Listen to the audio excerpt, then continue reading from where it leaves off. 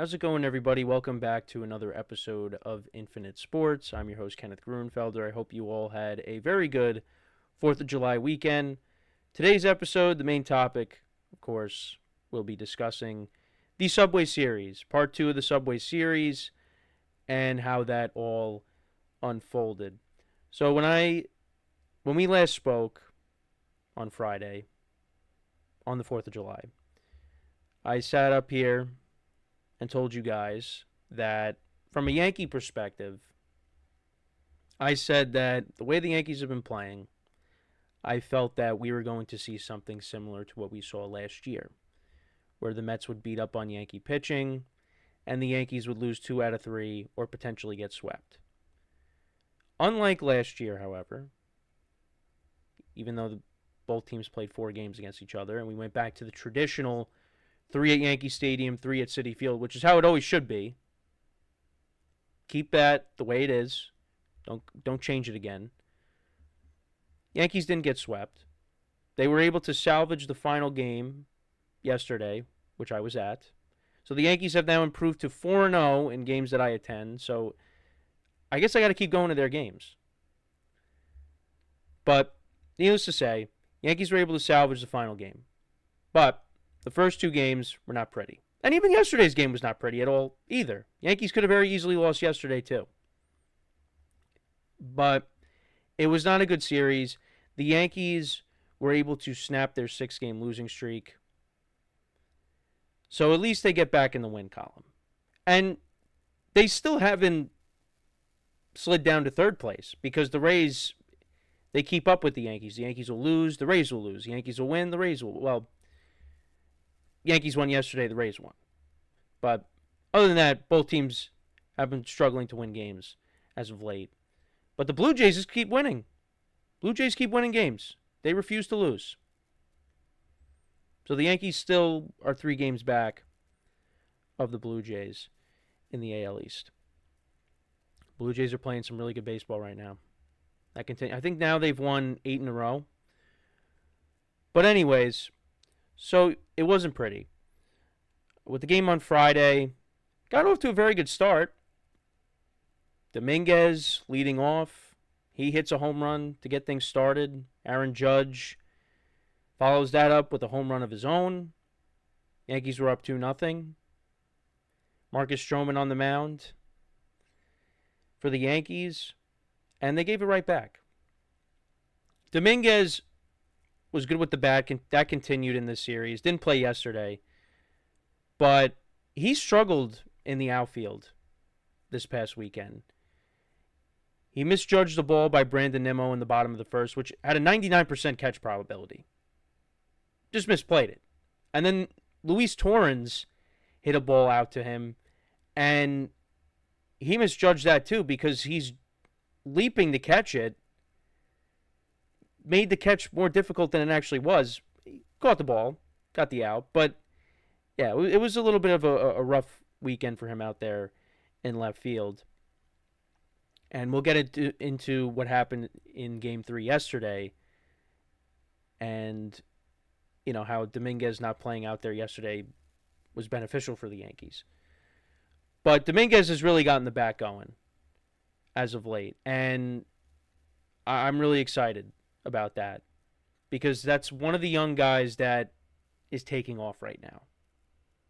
Austin Wells, hey, you know, he had a couple of RBIs, hit a home run yesterday. Maybe he'll have a better second half. And Anthony Volpe actually homered in one of these games. How about that? I mean, it didn't really lead to much, but still, Volpe went yard. I was surprised to see that. I was like, that actually went out. But yeah, Dominguez has been swinging a hot bat, and he homered twice in Game 1. Gave the Yankees a 5-3 lead, although that didn't stick, of course. But we go to the bottom of the first, so he misjudges the fly ball off the bat of Brandon Nimmo. And then, of course, Juan Soto comes up to the plate in the bottom of the first. And he, of course, matches Aaron Judge. Hits a 2-run homer to tie the game. Pitch was right down the middle for him to just swing. Was hoping that wouldn't get out, but ball just kept carrying, went over the wall, out in left center, and the Mets tied the game at 2. And they took the lead later in the game. Alonso had an RBI single, and he once again had a good series against the Yankees. He was quiet in the game early, the series earlier this year, but had the 2 home runs in game 2. He plays well against the Yankees. But yeah, he hits a sharp ground ball to the left side. Volpe goes off his glove. Again, another play that Volpe probably should have made, and that put the Mets up 3-2. But then Cody Bellinger, who had a very good series, he hits a home run to tie the game at 3. Dominguez has the 2-run homer. They go up 5-3. Mets are able to, cut into the deficit. Brett Beatty hits a home run off of Ian Hamilton. And then later in the game, Jeff McNeil hits that 2-run homer off of Luke Weaver with 2 outs. So there was a walk, and then right after that, Jeff McNeil hits the 2-run homer, which I kind of figured was going to happen the way the Yankees bullpen has been. And the Yankees lost that game. But also the Mets kind of hurt themselves. They did something that was Yankee-esque because there was a high throw by Jazz Chisholm in game 1 as he's throwing to second to get the force out, and that causes LeMahieu to come off the bag. And Mauricio's running to second, and then he continues to run thinking that the ball went into the outfield, and he runs right into DJ LeMahieu, and they get the 3rd out of the inning. So the Yankees benefited from that, but that could have been a disaster. Yankees do lose that game. Again, another game that the bullpen just could not hold the lead. And you really have to worry about Luke Weaver. He has not been good since he's come back. And maybe we need the All-Star break. For him, he could benefit from that. Come back and maybe look like the pitcher that we saw before the injury. The pitcher that we know he can be.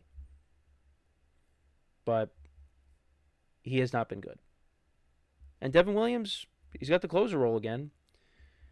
Closed out the game yesterday. So, yeah, Yankees lose 6-5. Stroman, he gave the Yankees 5 innings. It could have been a lot worse. But the Yankees definitely could have won the game. It's just another game that the bullpen could not hold on. And then in game 2, right off the bat, Marte, who had a pretty good series. He was getting hits. Hit the ball hard a couple times. But this one lands in between Grisham and Dominguez. Again, another misplayed ball that should have been caught. And then had a couple of walks in the inning. And then, what was really strange about the bottom of the first, and the pitching matchup was Montas against Rodon, and Frankie Montas pitched a clean first inning, was no problem. But Rodon got himself into trouble very quickly, and Soto comes up with 2 guys on base, and he bunts. Now, he moves the runners over, but in that position, why are you bunting? At the very least, you're probably going to get walked because Rodon just didn't have it. He was not good for the Yankees. He did not give the Yankees the start that they needed. Why are you bunting in that situation? Now, the Mets made up for it because shortly after that, Brandon Nimmo hits a grand slam, and at that point, I'm saying, you got to be kidding me. This game is over. And the Yankees tried climbing back into it. Jazz Chisholm hit a home run. Austin Wells homered. Bellinger had a 2-run single that scored a couple runs. A 2-run single or a 2-run double. Either way, drove in a couple runs, make it 7-4. Volpe then homered. So it was 7-5. The game is still, it's right there. Right? You're hitting the Mets pitching because the Mets are going through something similar to the Yankees where, they got a lot of injuries, and their pitching just is not, their pitching is heavily affected by this. Because you look at yesterday's game, they got a bunch of guys that were pitching that you're probably not going to see once they get some of their guys back. But, 2-run game. But it didn't matter because the Mets went full throttle on them. Alonso hits a 3-run homer, had a couple of homers in game 2. one off of Rodon. But the Yankees put in Sandridge making his major league debut. And first pitch, Alonso hits a 3-run homer. I mean, what a spot for him to be put in. And just bad defensive plays. Trent Grisham also, it was kind of like the ball he misplayed out in the outfield last summer against the Reds, where he was very nonchalant to the ball. Bobbled it, that allowed, I think it was Lindor, to advance to second base. But yeah, ugly game, 12-6. It was like what happened last year. Like I said on Friday, we were going to see what we saw last year, and we saw it in that game. 12-6. Again, Yankees put up 6 runs. Just not enough. Not enough. And then with yesterday's game, last time Max Fried pitched against the Blue Jays, didn't have his best stuff. Gave up a couple of home runs. And the Yankees ended up losing the game. But you were hoping this time around he would put a stop to this. And the Yankees get the win. And on top of that, the Mets went full bullpen game. Chris Davinsky, who the Yankees know well from his Astros days, right? His Astros days. Pitched a couple of innings, as my dog is barking. The Mets used 5 pitchers yesterday. But yeah, they used him to start the game. Davinsky. Then you had Zach Pop, Brandon Wandell, Huascar Brazoban, and then Rico Garcia. So yeah, they used 5 pitchers yesterday. Davinsky pitched 2 scoreless innings, but the Yankees did their damage against Zach Pop, Wandell, and they also got a run off of Brazoban, too. But right away, Yankees, they go down quietly in the first inning. And then Max Fried, who fields his position very well. Marte gets a bunt single off of him. He bobbles the ball, and Marte reaches, and I'm thinking, here we go. Here we go. The Mets are going to cash in. But thankfully, the Mets didn't score off of Fried until we got to the 5th inning. But Austin Wells got things started in the 3rd inning. He hit another homer. Yankees got a couple of runs in the 4th inning. Stanton got things started off with the laser double down the left field line. Couple of force outs. Volpe getting a force out RBI. Wells later in the inning as well to make it 3-0. And then they pitched to Aaron Judge. They pitched to Aaron Judge in the top of the 5th inning. He makes him pay. Surprisingly, Carlos Mendoza pitched to him. Goldschmidt had a double earlier in the inning. And then Judge hits his 33rd homer of the season. Yankees are up 5-0. And we were feeling pretty good. We were feeling pretty good, but at the same time, you're still thinking in the back of your mind, this game is nowhere near over yet. And the Mets, to their credit, they fought back. They scored 4 runs in total in the bottom of the 5th and the bottom of the 6th inning. Some sloppy defense by the Yankees. You had Jonathan Loáisiga misplaying a ball, which it was grounded, and he ran to go get it, misplayed it. Goldschmidt picked it up, threw it to Loáisiga at first base covering, and it ends up going by him. And the Mets scored, I think that was their 3rd run at that point. Or no, their 4th run. And thankfully for Aaron Judge, Marte hits a looper to right field, and he dives to make the play and stops the bleeding. And Aaron Boone actually had Max Fried go out for the 6th inning.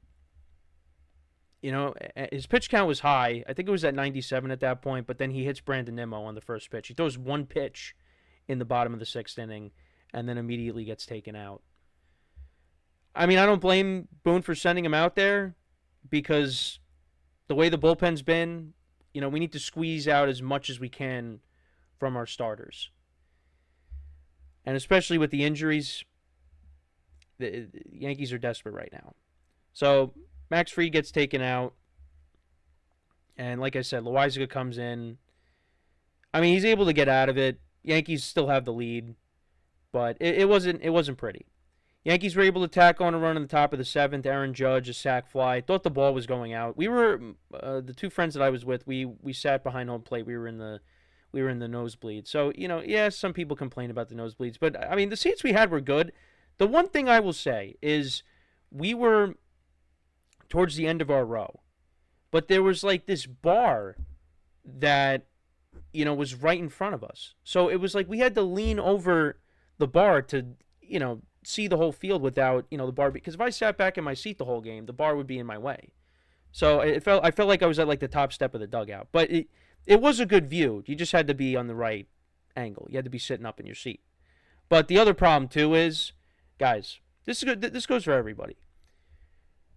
When you get up out of your seat, can you wait till the inning's over? And when you're coming back to your seat, wait till the inning's over to get back to your seat. All right, don't get up and start. And also, people are taking pictures while the game is going on. Do you not understand that there are people around you watching the game and you're in their way? Do you not care? That's another complaint I have. It has nothing to do with just Citi Field in general. I really like Citi Field.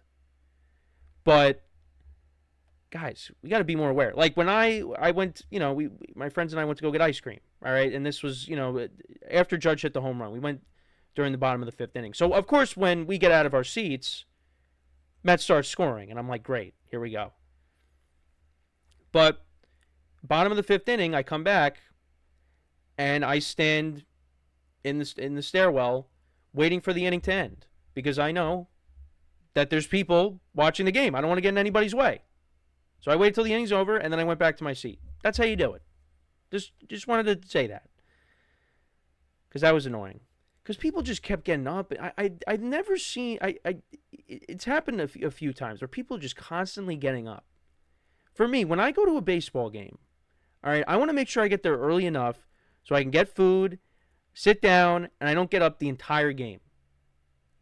Maybe at a certain point you got to go to the bathroom, whatever. But for me, when I go to a baseball game, I want to get my food before the game, as early as I can, sit down, not get up the whole game. And then when I get up is when the game is over. Or, if my team's getting blown out, whatever, we leave. So that's just one thing I wanted to throw out there. But, that was one thing that was annoying. But anyways, sorry, went off on a little bit of a tangent there. It was also very hot yesterday. It was very hot. So ice cream was definitely needed. So, yeah, Yankees get out of the inning. Judge saves the Yankees in that inning. Three straight innings you had guys saving the Yankees defensively. Judge makes the diving catch, has the sac fly to make it 6-4. And then you have probably the play of the year for the Yankees. So Mark Leiter Jr. replaces Loizaga. So right there, I already told you guys, Mark Leiter Jr. is not in the circle of trust. Not really nobody's in the circle of trust right now. But he has been at the forefront of that because he has just been poor every time he goes out there. But right away, he hits Lindor, and I'm thinking with Soto coming up, yep, here we go. Soto hits a line drive to left field. Cody Bellinger out in left field makes a shoestring catch. Fires to first base. Lindor is not back in time. They get the out there. And they review it. And they show it on the Jumbotron, and you see, like, the ball goes into Bellinger's glove. You do not see the ball hitting grass at all. So I'm like, they should this should be upheld, right? And sure enough, it does. Because that was a huge play. Because if you overturn that call, you're going to have, you go from having nobody on base and 2 outs to now 2 guys on base and nobody out. So that was a huge play by Cody Bellinger. And like I said before, I alluded to it. If Jason Dominguez is playing left field, he's not making that play. He is not making that play. So we could complain that Dominguez wasn't in the lineup yesterday because there was no Dominguez and there was no Jazz, and we'll get into Jazz in a little bit. But if Dominguez is out there, the ball could have went past him. Maybe he drops in front of him. But that would have been a tough spot for Mark Leiter Jr. Because then immediately after that, he walks Pete Alonso. So you could have had the bases loaded, nobody out. And that's what the Yankees had in, the bottom of the sixth. Mets are stringing together hits. They get Senger to ground into a double play, and then Judge with the diving catch off of Marte. So Tim Hill comes in. He immediately gets Brandon Nimmo to ground out. But Yankees still had 6 outs to go. And Ronnie Mauricio, who hit the ball well yesterday, he singles. And then Brett Beatty hits a ground ball right to Paul Goldschmidt.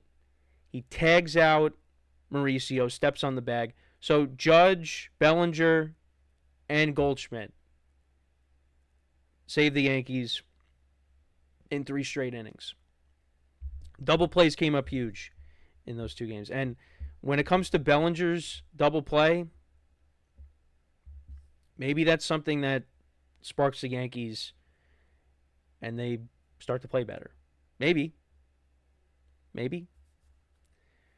But that was a great play by Bellinger. Bellinger has been a very good pickup for them. Somebody that a lot of Yankee fans wanted for years. And got off to a slow start, but he's gotten the bat going. And defensively, he saved the Yankees a couple times. Yesterday, and let's not forget the diving catch he had against the Royals earlier this year to make the final out. Been very good. And he plays wherever. Plays all outfield positions, first base. Volpe had a bad throw that, he was able to, save Volpe on to get an out in this series, I believe. So, yeah, he's been very good. But, yeah, so the Yankees still had to get 3 more outs now after this. And, the umpires were very bad for both teams. The strike zone was very bad. Judge got called out on strikes. Soto also was complaining. Mark Leiter Jr. got into it with the umpires, too. I thought he was going to get thrown out. But, yeah, Soto wasn't happy with the strike zone. Judge, they always are calling strikes on him that aren't strikes. And then, I obviously saw it after the fact. But Luis Torrens, that at-bat was atrocious for the home plate umpire. Those pitches were completely out of the zone, were low. And that was, again, I'm a Yankee fan. Seeing Mendoza react like that, I've never seen him as angry as he was. But again, that's just because, I'm on the other side. But he had every right to be ticked off with the umpires. That was atrocious. But let's be realistic. Do we think that Luis Torrens was going to do anything? Maybe he would have, but more likely than not, he probably doesn't do anything in that spot. But that was that was horrible. That was an atrocious at bat with the strike zone. But who knows? You get one guy on base. We've seen what happens with Devin Williams. You get traffic on the bases, and all of a sudden he loses it. But he gets Torrens. He gets Marte to ground out. Marte actually hurt himself on the at-bat. I think he twisted his knee or something. He was barely running to first base. So we'll see what happens there. And then Devin Williams strikes out Francisco Lindor on a 3-2 pitch. Gets him to swing. They asked the umpire, did he go around? He did. Yankees win. And they escape Citi Field with a win. They salvage the final game of the 3-game series. And both teams split. Yankees won 3, Mets won 3. So no bragging rights for anybody.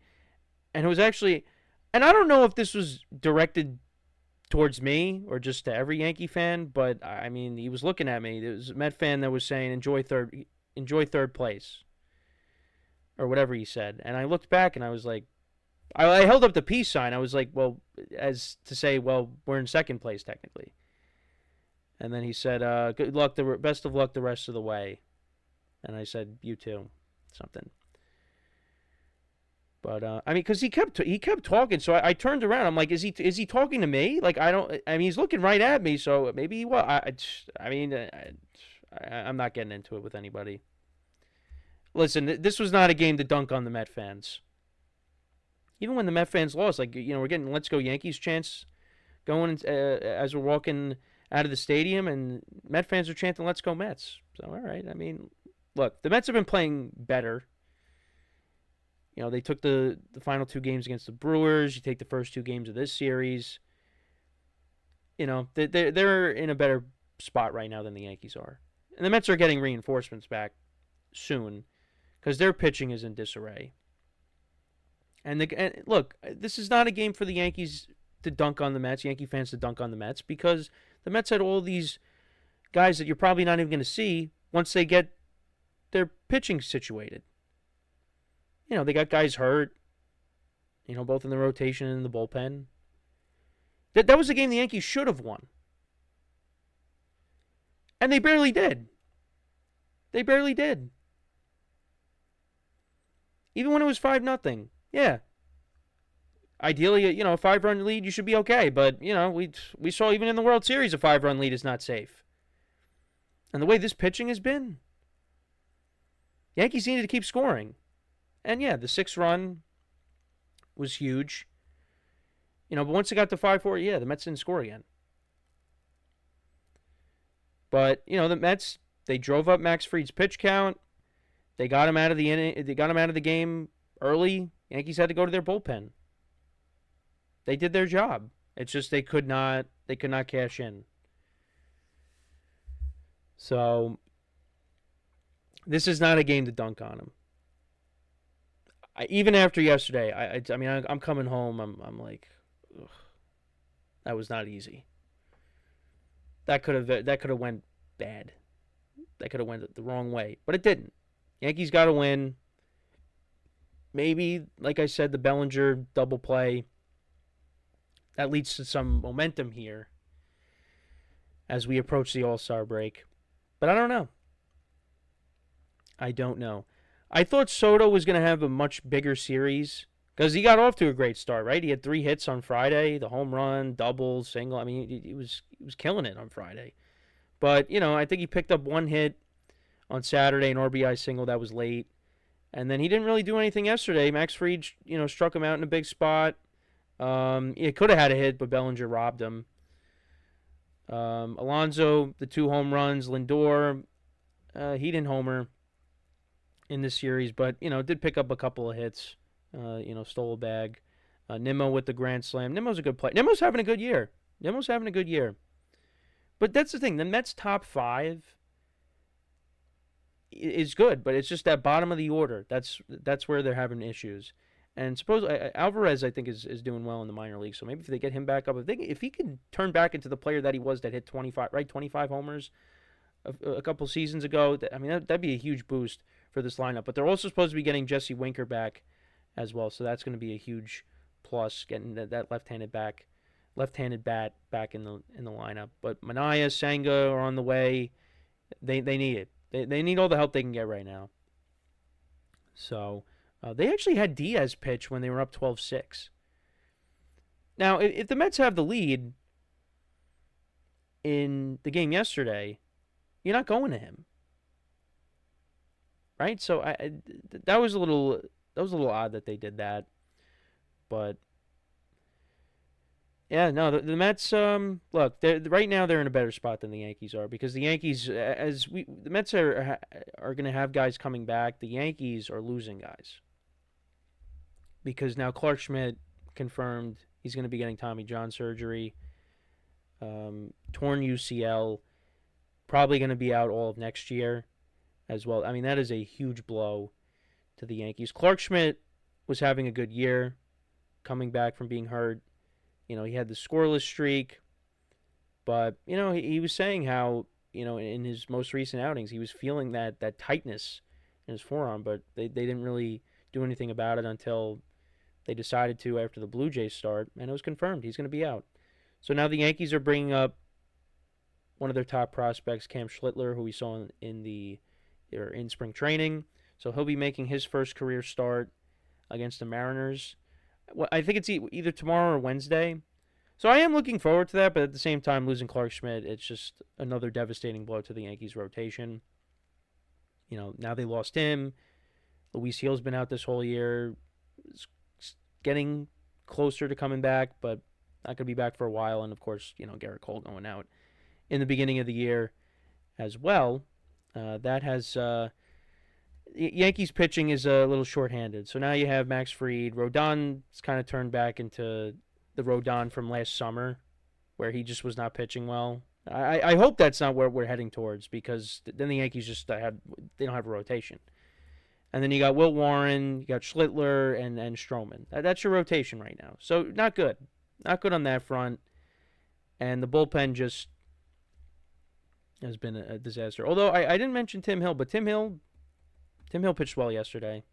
Tim Hill, Devin Williams, they got the job done. Loizica got into trouble, but was able to get out of it. Mark Leiter Jr. got bailed out by the defense. So, look, trade deadline is coming up. Got to make moves. But, yeah. And then also, Jazz Chisholm didn't play yesterday because apparently his shoulder's been bothering him for a while. And it bothers him more so on throws as opposed to hitting. And everybody's saying, well, why is he still playing third base and not second? Another reason why he should be playing second and not third base. I don't know. But the Yankees, they need to get another third baseman. Can't be having Jazz playing out of position. And according to reports, they are interested in Gino Suarez from the Diamondbacks. Who knows if the Diamondbacks are even going to sell? Because, with National League wild card, if they believe they could still make it, they're going to opt to not trade him. But he's having a really good year. 28 homers. He's got a little over 70 runs batted in. 880 OPS. He's having a good year. Now, he doesn't have a great glove, but at least if you could put Jazz back at second, the right side of the infield is in good shape. And look, Goldschmidt could pick it over at first base. LeMahieu on a double play, he threw the ball low and Goldschmidt was able to scoop it up. That could have been a disaster. So at least if you can have Goldschmidt and Chisholm on the right side, you at least corrected that. And maybe Volpe, again, reset at the All-Star break, figure things out, come back and be better. I don't know. But again, this is all hypotheticals with Gino Suarez. But I would take him. We need it. The lineup's been good. The lineup's been scoring runs, but still, I feel like the lineup is not complete. They need one more bat. I feel like they could get the bullpen arms, but they need one more bat, and now you're in a position where you need a starter. Because who knows how effective Luis Gil is going to be when he comes back, and is he even going to be stretched out to the point where he could give you length? Probably not. And we saw this with Luis Severino back in 2019, because he came back towards the end of the year. And yeah, he started in the playoffs, and maybe we'll see that with Luis Gil. But are we in a situation where Luis Gil is going to just have to come out of the bullpen? And the way the Yankees bullpen has been, if Luis Gil's a guy that could give you multiple innings, you'll take it. But yeah, the rotation's pretty thin. So I do think the Yankees are going to get some bullpen arms. I just don't know if they're going to be able to get a starter and a third baseman. It's a lot. But maybe they do. But yeah, so Jazz is a little banged up. Don't want to lose him because he has been awesome since he's come back. And he's been so awesome to the point that Jazz Chisholm Jr. will be an all-star this year. So the all-star teams got announced. Jazz Chisholm, Max Fried, Aaron Judge will be representing the Yankees. Now, we'll see if there are some replacements, because Paul Goldschmidt and Ben Rice were up there to be all-stars. But all-star rosters have been announced. So we know what the who the starters were, but they announced the pitchers and the the reserves. So for the NL, for the pitchers, you got Jason Adam, Matthew Boyd, Edwin Diaz, Mackenzie Gore. Clayton Kershaw will be the special All-Star. Also, I didn't say this on the last podcast, but congratulations to him on 3,000 strikeouts. I mean, quite a achievement for Kershaw. That's what everybody's been waiting for. It's been a tough road for him these last few years with the injuries. He's one of the greatest pitchers of this generation. He's up there with Max Scherzer and Justin Verlander, of course, who are still pitching. Those are the guys you think about from the last 10 plus years. Is those guys? Those are the faces of this generation, and it was great to see that. Happy that he got that, and this could potentially be it for Kershaw. And what a career it's been for him, and he's got those World Series rings. What a career, and he's gonna be honored there. So he'll be there. Freddie Peralta, Robbie Ray, Randy Rodriguez, Chris Sale, Paul Skeens, Logan Webb, Zach Wheeler, and Yoshinobu Yamamoto. And then for the AL pitchers, you got Hunter Brown, Chris Bubich, Aroldis Chapman, Garrett Crochet, Jacob deGrom, Max Fried, Josh Hader, Yusei Kikuchi, Andres Munoz, Tariq Skubal, Shane Smith, and Brian Wu. And then for the reserves for both teams, the hitters, position players, Pete Alonso, Corbin Carroll, Ellie De La Cruz, Brandon Donovan, Hunter Goodman, Matt Olson, Kyle Schwarber, Kyle Stowers, Gino Suarez, Fernando Tatis Jr., James Wood for the National League, and then in the American League, Jonathan Aranda, Alex Bregman, Byron Buxton, Jazz, Alejandro Kirk, Stephen Kwan, Brandon Lau, Jeremy Pena, Julio Rodriguez, Brent Rooker, and Bobby Witt Jr. Now, some people were left out, and there were some disagreements on who made and who didn't make it. But unlike the other leagues, you need to have at least one representative from every team. So that's kind of part of it. But that could be a separate thing. We do talking about the All-Star rosters. But yeah, there are some complaints there. So yeah, those are the reserves for both leagues. All-Star game is next week. But I was surprised Jazz made it just because he's been out for so long. But he really has been tearing the cover off the ball since he's come back. So, but the Yankees got to make sure they keep him right, because I don't want to lose him again, because him, Judge, Bellinger, Dominguez, those have been, and Grisham had 3 hits yesterday. Those have been their better hitters during this tough stretch. Goldschmidt had a double yesterday. Still kind of waiting for him to snap out of it and get back to how he was, or at least close to, the beginning of the year where he was just a hitting machine. Stanton, still waiting on him to really get it going. Wells, was better.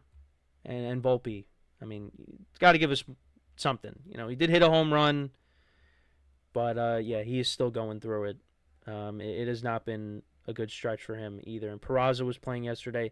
They got to find a replacement there too, because Peraza just does not give them anything offensively. He's got a good glove, but he really gives you nothing. Batting in the 150s. So, yeah, look, I mean, am I happy that the Yankees won yesterday? Absolutely. But the Yankees are still not playing good baseball right now. They're playing bad defense. The pitching is just still not there. And until they can get this pitching situated and they start playing better fundamental baseball defensively, they're going to continue down this path. And it's not going to get any easier because now you're playing the Mariners and you're playing the Cubs. Cubs are one of the best offenses in the league. You're going up against the Mariners, who are fighting for a playoff spot. They got an MVP candidate in Cal Riley, who continues to hit home runs, just like Aaron Judge. He's ahead of Aaron Judge right now. Still to this point. I still think Judge is going to pass him, but Cal Riley's having a great year. So, and the Mariners have good pitching.